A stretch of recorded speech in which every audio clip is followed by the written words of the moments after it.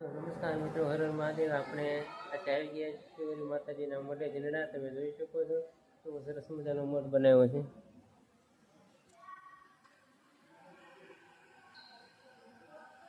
માતાજીનો મઠ છે.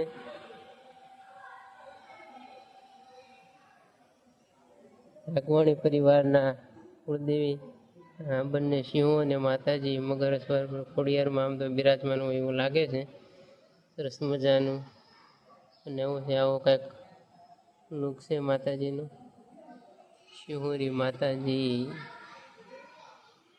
કુવા પટિયાની બેઠક વ્યવસ્થા,